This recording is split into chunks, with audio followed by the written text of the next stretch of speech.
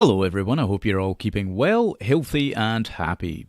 In this video, we're going to be talking about the United Nations and their SRSGs, the Special Representatives to the Secretary-General. This is an important topic to cover, and I'm surprised that virtually nobody else, in fact nobody else, has covered it, right? Because these guys, who are the Special Representatives to the Secretary-General, are the ones who carry out the will of the United Nations. Right? And they are responsible. They're the machinery that makes the whole thing work. And they drive the agenda forward. A special representative of the Secretary-General is typically a highly respected expert who has been appointed by the Secretary-General of the United Nations to represent her or him in meetings with heads of state on critical issues. The representatives can act as negotiators on behalf of the United Nations. Now, there are 13 special representatives presently. 13 of them.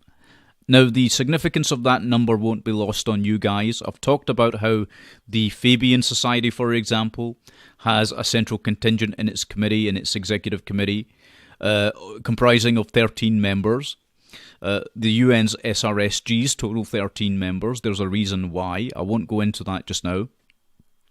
But it's just an interesting aside. These 13 special representatives are as follows: Michael Keating, Louise Arbour, Pramila Patten, Virginia Gamba, Marta Santos Paez, Walter Kalin, John Ruggie, Zahir Tannen, Jan Kubis, Stefan de Mistura, David Nabarro, Wolfgang Weisbrod Weber, and Iqbal Singh Singha. Now we're going to take a look at each of these people in depth to see what they have been up to, what they're responsible for, and so on. Because these guys are not nice folks, to be perfectly blunt, right? And you'll see that as we go on in this video. Michael Keating is the SRSG and the head of the United Nations Assistance Mission in Somalia. This is a post he assumed in January of 2016. He served in the private sector, including spending 5 years in financial publishing in the City of London. So this guy came straight out of the City of London.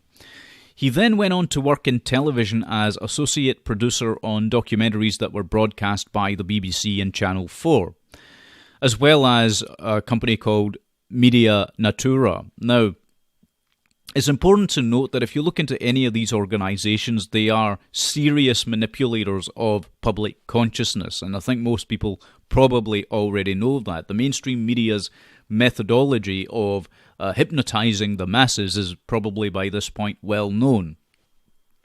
But we'll leave that aside.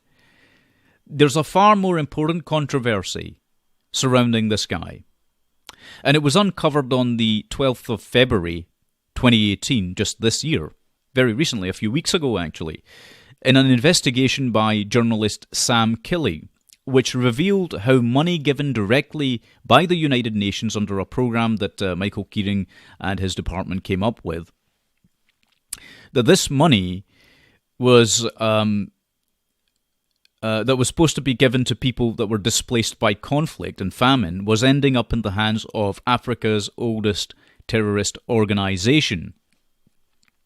Now, former members of Al-Shabaab and Somali intelligence agents said that the terror group was extorting thousands of dollars per day through roadblocks and taxes on merchants, and attempting to transport merchants that were attempting to transport food and supplies to sell to internally displaced people in towns where they were concentrated. This information was confirmed, by the way, by the regional government and the president of the southwest state of Somalia, Hassan Sheikh Adda. After this report came out, Michael Keating was forced to acknowledge that this was happening and that it was happening under his watch. And to be perfectly frank, he was probably responsible for it. So this money that's being funneled straight through to Al-Shabaab is happening as a direct result of what his let's call it his department, has done. Next on the list, we have Louise Arbour, who is a Canadian lawyer, prosecutor, and jurist.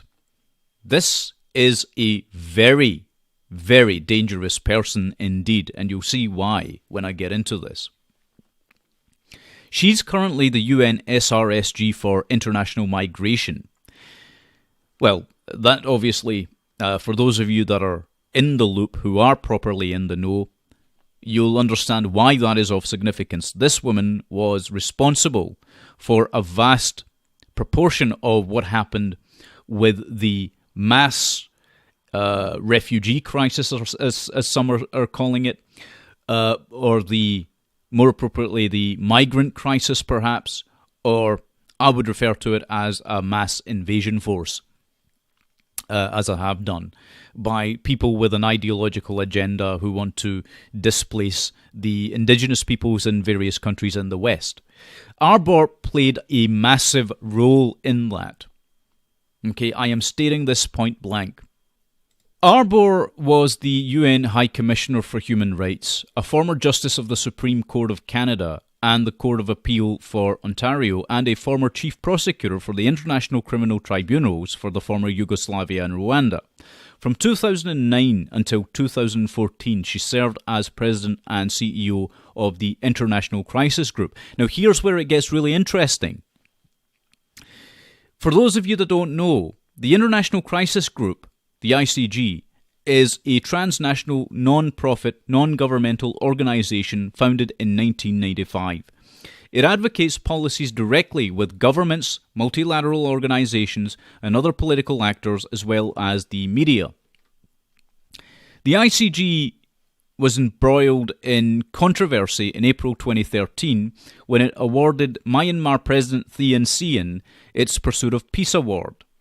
That award ceremony coincided with the publication of a Human Rights Watch report of ethnic cleansing by Sein's administration. So you've got these guys celebrating a mass murderer. Okay, the ICG, who Arbor was in charge of at that time, awarded a prize, okay, to this lunatic who was killing people in his own country. The International Crisis Group was founded after a chance meeting in January 1993 by a former US diplomat and then president of the Carnegie Endowment for International Peace Prize, Morton Abramovitz, and then future World Bank Vice President Mark Malloch Brown, on a flight to Sarajevo. Okay, so you've got this guy from the World Bank, you've got this guy who is a former diplomat, and here's where it gets seriously funny, to say the least. George Soros was involved in discussions early on and provided the original seed money for the group's operations.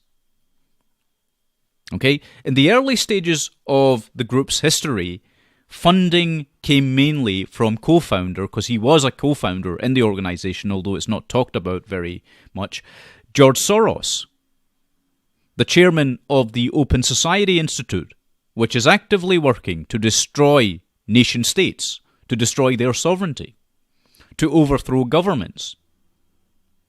Right? This is what this organization does. Now, as of January 2014, the International Crisis Group operates 31 field offices in various conflict zones around the world, which include the primary hotspots that people can look at today and say, oh, well, there's a conflict happening there. But get this, these offices were typically opened before the conflicts began. Okay? Now, I'm sure that's just a coincidence, right? The fact that George Soros is involved in this, the fact that this Louise Arbor is involved in this, the fact that all these other folks were involved in it, that's just a coincidence. Just like the fact that all of these areas erupted into civil conflict and wars, basically, civil wars and what have you, all throughout that region, whichever region they set up offices in. I'm sure that's just a pure and complete coincidence. Now, the Crisis Group's In Pursuit of Peace Award was established in 2005. and it is associated with a gala event that is held in New York City. Recipients of this prize, aside from the mass murderer we were speaking about in Myanmar, other recipients include US President Bill Clinton, George H.W. Bush, and Hillary Clinton, as well as George Soros. So the guy who founded the organization is also getting an award. God knows why, but there we have it. Maybe that's how it works. You give all your money and you set up this organization, you can give yourself the award. Nobody's going to question it, right? But let's get back to Louise Arbour, who, as I pointed out, was the president and CEO of the ICG, and who later went on to become an SRSG for the United Nations. On January 2008, Arbour welcomed the entry into force of the 2004 version of the Arab Charter on Human Rights, which has been criticised for going against human rights. Okay? She championed their legislation, the Arab Charter. Now, anyone who knows anything about most Arab states knows that they implement very, very strict Islamist theological aspects into their legal systems. Okay? They are theocratic states for the most part. And this woman championed that and called it a step in the right direction for human rights. I mean, you can't make this stuff up. This is obviously someone who is either completely delusional or knows damn well what she's doing. Okay? But that particular charter, the Arab Charter on Human Rights, contains the following in Article 2, Section 3: all forms of racism, Zionism, and foreign occupation and domination constitute an impediment to human dignity and a major barrier to the exercise of the fundamental rights of all peoples. All such practices must be condemned, and efforts must be deployed for their elimination. Now, this sounds like a good thing on the surface, right? But when you really drill down into it and take a look at the language and what it all means, it's basically a way of restricting people's speech. It was the first step in bringing in these hate speech laws.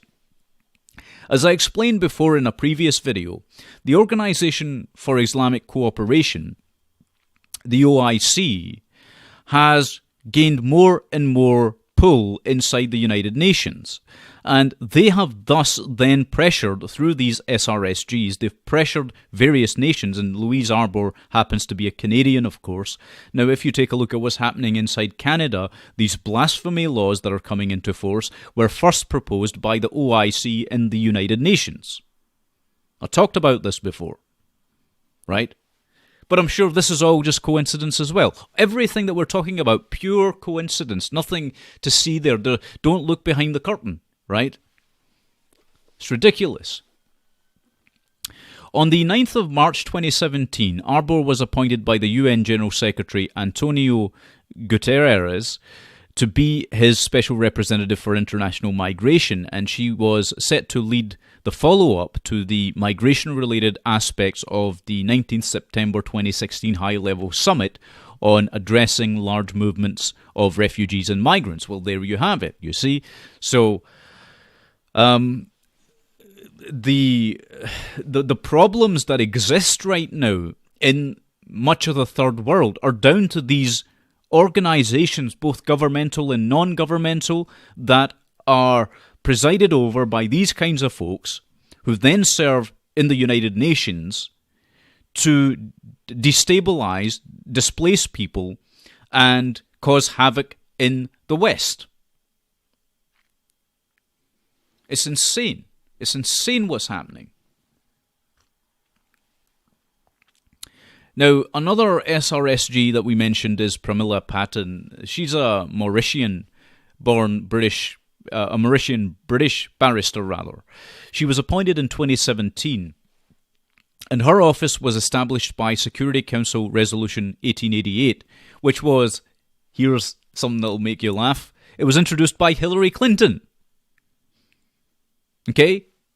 She served as a member of the United Nations Committee on the Elimination of Discrimination Against Women from 2003 to 2017 and was the committee's vice chairperson. She is a very, very strong advocate for socialist feminism. It's no accident that all of these extreme far leftists and all these people in these positions in the United Nations are extreme far leftists. They all believe in communism. Make no mistake about that. They'll never admit it publicly, but you'll see that for a fact. And these people all push these socialist doctrines.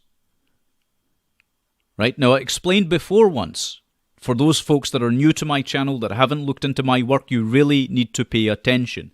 Feminism was subverted, made into socialist feminism, and this is what has been pushing the West into decline since the rise of second wave feminism, which is socialist feminism. If you want to understand how all of that was subverted, I suggest you look into my video on that, which is the the satanic neo-feminism, and get a sense of where that all came from.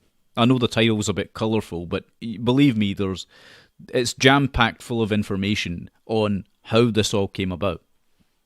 The primary point being that these kinds of people are also impacting what can be spoken about and what can't be spoken about in the general arena in public. And so all these hate speech laws, which are being enshrined now in various countries because the UN is pushing for this is happening because the people in these positions believe in socialism, and they believe that free speech should not be a right. Okay, they're restricting your rights because of their own ideologies. But anyway, let me move on from that. Then we have Virginia Gamba, the United Nations Special Representative for Children in Armed Conflict. Gamba was previously head of the Organization for the Prohibition of Chemical Weapons United Nations Joint Investigative Mechanism. From 2012 to 2015, she held the position of Director and Deputy to the High Representative for Disarmament Affairs in the United Nations Office for Disarmament Affairs. From 2007 to 2009, Gamba worked with the European Union as an expert consultant and helped develop the African Common Approach to combat illicit small arms trafficking. From 2001 to 2007, she was Director of South-South Interactions at Safer Africa. Oh, okay, right. So what I would say about this particular individual is that if you take a look at their management in all these various organizations, just to keep it brief, because I could go into each of these and it would just take too much damn time. On the subject of small arms trafficking, it's no accident that shot up under her reign. Okay, it's no accident that happened. The same thing happened with the children in armed conflict issue.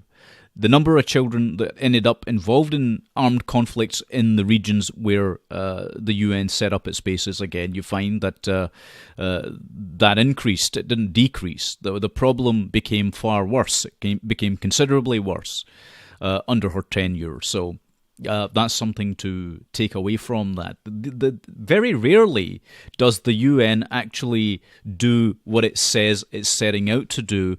It's not a case of it does what it says on the tin. Far from it. This goes back to the inversion stuff I was talking about some time ago. But basically, they'll say they're for something whilst actively working against that very thing.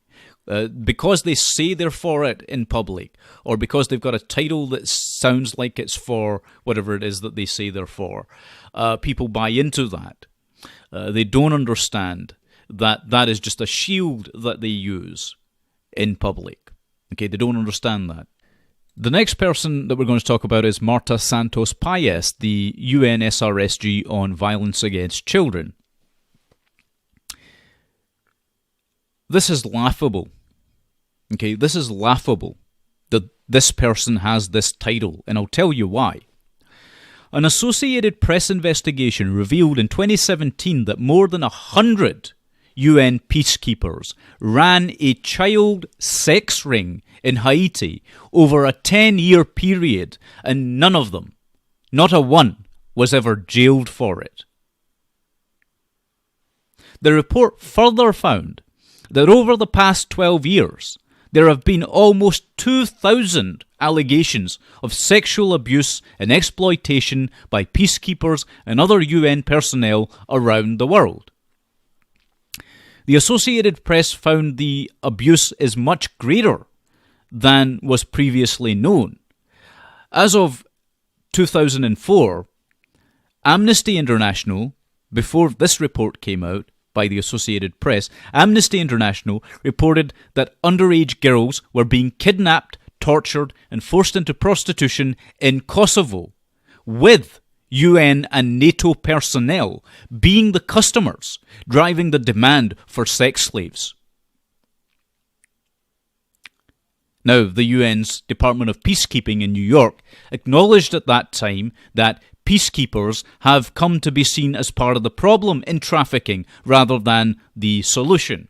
Again, we'll just pretend that all of this is pure coincidence, that these people, again, with their involvement, they're supposed to make things better, but actually they seem to be making things considerably worse. Now, you can maybe argue that's accidental. I would present strong evidence it's not. Next is this fellow Walter Kalin, a Swiss lawyer, activist and advocate. He has been a leader in changing Swiss laws and international laws and has published extensively on issues of human rights law, refugee law, and Swiss constitutional law. Since 2017, Kalin has been on the board of directors for the Norwegian Refugee Council. Basically, he's lobbied very heavily inside the European Union and in his own nation, as well as other nations, for the rights of these migrants who are coming in mass waves, who are of fighting age, who are typically without any sort of documentation, who don't have any children or women accompanying them. This is a real problem. This guy is advocating for them. And what is happening is that human rights are being weaponized and used as a political tool to overwhelm sovereign nations and force them to put the well-being of foreign nationals over the safety and security of their own citizens, because their own citizens are being butchered and murdered. That is happening inside these nations. But of course, Walter Kalin perhaps knows better than us, right? That's what we're told. Then we've got the man I love to hate, John Gerard Ruggie, Special Representative on Human Rights in Transnational Corporations and Other Business Enterprises. He was raised in Toronto in Canada and moved to the United States in 1967 to attend graduate school, where he earned a PhD in political science from the University of California in Berkeley. Incidentally, beware of anyone that has any sort of degree or doctorate in political science, because they are typically extraordinarily Machiavellian in their worldview. They tend to disregard the citizenry and pay more attention to government and the state. They support the governments and states, typically, as well as being in favor of bigger governments, socialist ideals, and in fact, even going so far as to support communist doctrine. And for anyone that knows anything about the University of California, they'll know that it's a far left-leaning Champagne socialist indoctrination center. Since 2012, Mr. Ruggie has also served as a special advisor to Barrick Gold's Corporate Social Responsibility Advisory Board. He's considered one of the premier authorities on corporate citizenship and responsibility. So he believes that a corporation is a citizen, basically. The Barrick Gold Corporation is the largest gold mining company in the world, with its headquarters in Toronto, Ontario, in Canada. I'm going to tell you some interesting stuff about Barrick Gold and what the hell they've been up to, right? Because a lot of people don't know. Now, The company has mining operations in Argentina, Australia, Canada, Chile, the Dominican Republic, Papua New Guinea, Peru, Saudi Arabia, the United States, and Zambia. In 2011, Human Rights Watch published a report that pointed out the private security force at Barrick's Porgera mine in Papua New Guinea had carried out gang rapes and other violent abuses. Barrick then conducted an internal investigation and also assisted a police investigation, and a number of security personnel were arrested and charged. But Barrick didn't do this until after all of this abuse and rape had been uncovered.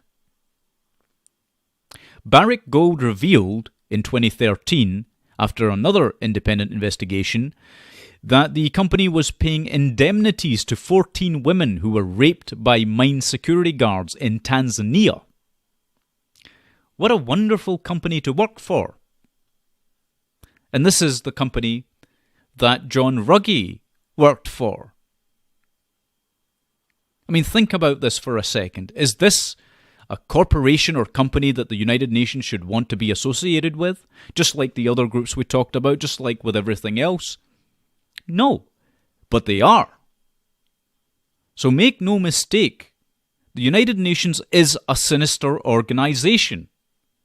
It just has a lovely facade in front of it that people seem to buy into, God knows why, but they do.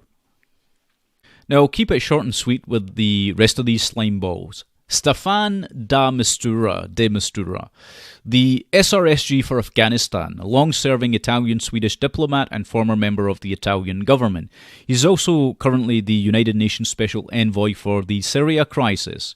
His father belonged to a noble Italian family in Croatia. After the massacre in Mazar-i Sharif, or Mazar-i Sharif, which saw the killing of UN officials, instead of blaming the Afghans who were actually responsible for the killing, Staffan de Mistura said, "I don't think we should be blaming any Afghan. We should be blaming the person who produced the news, the one who burned the Quran." This was during the thing that happened with the pastor who burned the Quran. This guy is obviously not for free speech or freedom of expression. Okay? If he can't be honest in telling people about the reasons about Islamist extremism and what causes these people to get outraged like this, you would never get any serious death threats for burning any other book, right? And yet, with the Quran, obviously, in Afghanistan particularly, where, these backwards peoples who buy into terrorist ideologies have a problem with it, right? They have a problem with freedom of expression of any kind. It's not just, even if the guy hadn't burned the Quran, you would still have a problem there. But this guy, Staffan de Mistura, seems to think that free speech is the problem, just like many of the other people inside the United Nations. On July 10th, 2014, Mistura was appointed as the new special envoy tasked with seeking a peaceful resolution of the conflict in Syria. In October of 2016, he offered to personally accompany the rebels inside Syria if they were willing to leave Aleppo. He added that otherwise Aleppo would be completely destroyed within 2 months and thousands of civilians would die. But again, understand the gravity of this. You've got this UN diplomat who's an SRSG who is providing support to, for all intents and purposes, terrorists inside Syria, offering them safe passage. I mean, you couldn't make this stuff up. It's insane. And next we've got Abdul Zahir Tanin, the SRSG for Kosovo. Tanin graduated from Kabul Medical University in Afghanistan in 1980. He became a research fellow in international relations at the London School of Economics.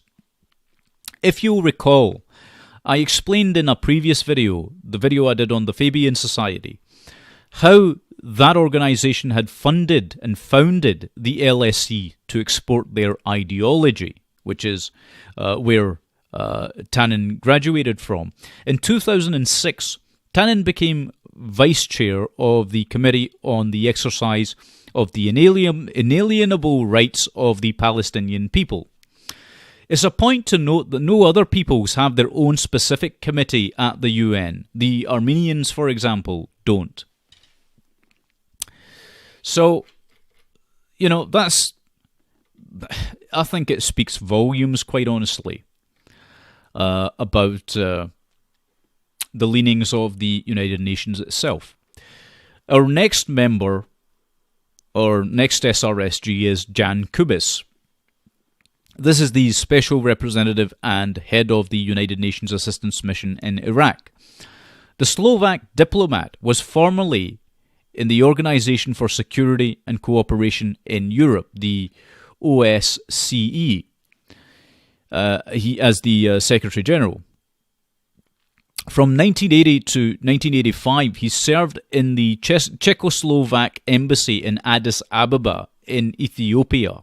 Now keep in mind that Czechoslovakia was under Soviet communist rule at this time.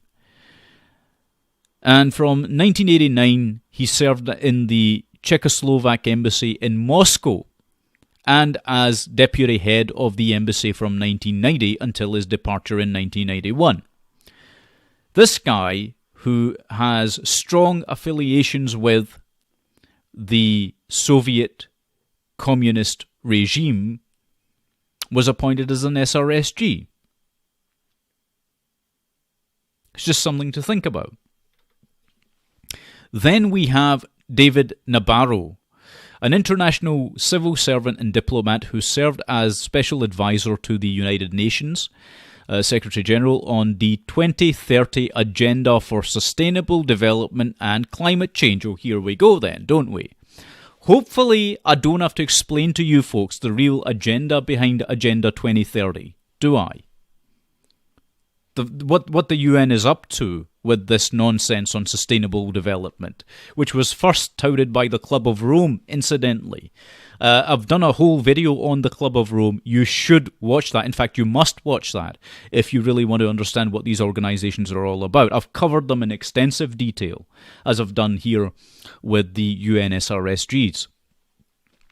Second to last, we have Wolfgang Weisbrod Weber, who was appointed as United Nations SRSG and head of the United Nations mission for the referendum in Western Sahara. I have no idea what the hell that entails, because I had assumed, and this is due to my own ignorance, and I didn't really look into this, but the Sahara is a desert, so I'm sure there's something more to it than that.